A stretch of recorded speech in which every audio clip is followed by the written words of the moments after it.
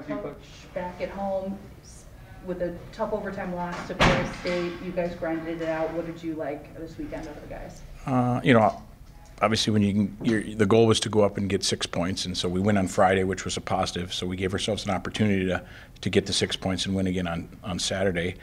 And our start on Saturday was great. We played as well as we've played in the first period all year long, and unfortunately we put ourselves in some spots with some penalties that didn't allow us to continue to play the way we played in the first period. So the takeaway was we had some really good we had a good effort on special teams all weekend long for the most part, and we did some really good things in a tough place to play. Where we want to get better is we've got to work on not shooting ourselves in the foot and putting ourselves in positions where we can't get to our game and play 5-on-5 hockey for long stretches. It was too choppy there in the second period on Saturday night. You talked earlier this season about how important that Friday win is and just kind of maybe struggling a little bit on the road. You got the Friday win last weekend. Coming back home, how imperative is that win on Friday? Yeah, we've said for the last 3-4 weeks that this is every weekend's a big weekend, and because we don't have many weekends left. So last weekend we said, hey, this is a big weekend. We got to get points, and we say the same thing this weekend. In order for us to have a good weekend, a good Friday really, really helps. You'd like to not put yourself in a position where Saturday becomes must win and you don't have any points on the weekend. So we've got a tall task with a really, really good Minnesota State team coming into Slater Family Arena, and we just want to do the best job we can on Friday, and then worry about Saturday on Saturday. How do you approach this Maverick team? You've got to be ready for everything, because they can beat teams in a lot of ways. They can score. If it ends up being a high-scoring game, they can score. If it ends up being a low-scoring game, they don't give up a lot of goals. They're good in special teams. They're experienced. They've won a bunch of games, so they understand how to win and what they need to do to win.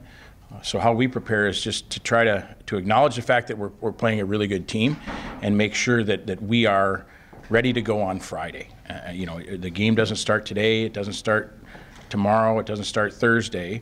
The game starts Friday, so we need to prepare for Friday. And then when the puck drops at 7:07 on Friday, we have to be ready, because Minnesota State hasn't really taken their foot off the gas much at all the last 4 or 5 years. They will be ready, and they're really consistent, so we're going to need to be prepared for that.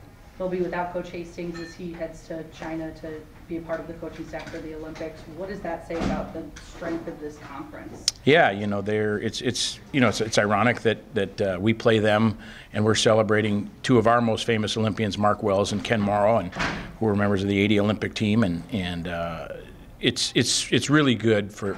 They're good people. Mike Hastings is as good a coach as there is in college hockey, and he's a really good person, does a great job with his program, and Nathan Smith is a great player for them.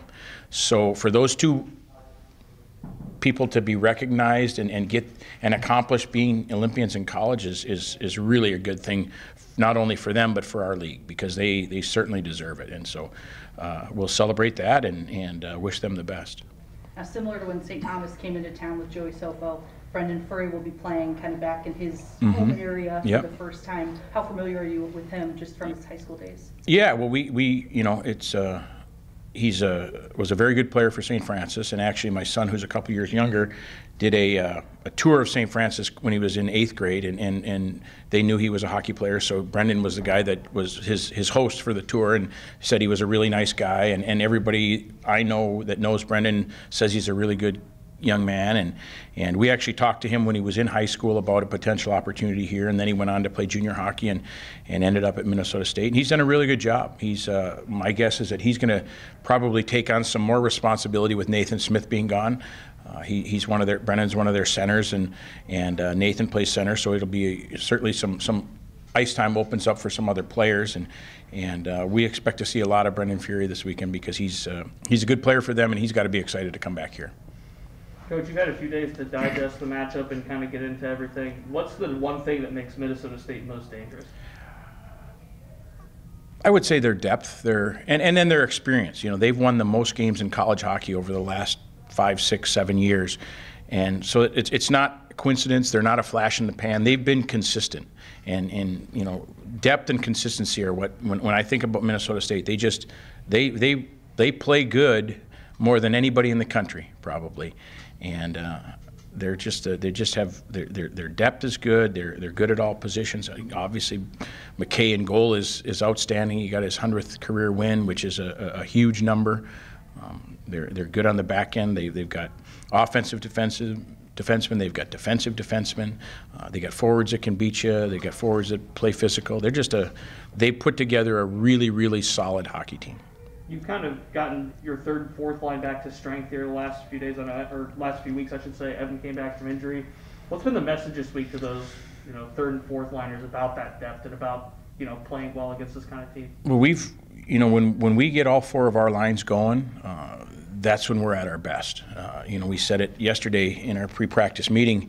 The first period of Saturday's series against Fehr State was as well as we've played, and I think 2 minutes into that first period, all four of our lines had played 2 shifts. So everybody was going. The shifts were short. They were on it. We were in their end. We were doing a bunch of stuff, and that's how we want to play. We don't want to rely on 6 forwards. We want all 12 forwards going and doing what they do. And the line of Pitters and Schneider and O'Hara has been really good. They had a really good weekend for us, and we need to be able to have confidence in all of our lines. And getting Evan back brings another player that we trust into the mix. And so the more of those players we can have, the better for us. Because like I said, we do want to play all 4 lines and roll the 4 lines and be a team that just wears you down.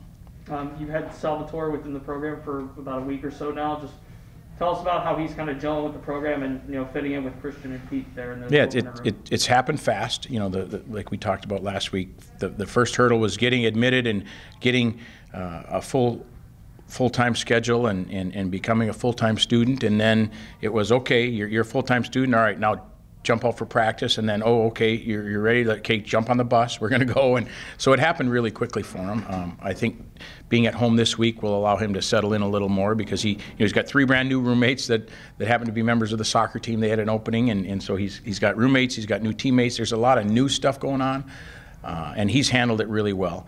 And for him just to be able to settle into the routine, I think is the most important thing. And this week gives him that, because we're not hitting the road. He knows what his Monday looks like. He knows what Tuesday looks like. He understands his class schedule, and then and he's certainly falling into the routine of our practice schedule.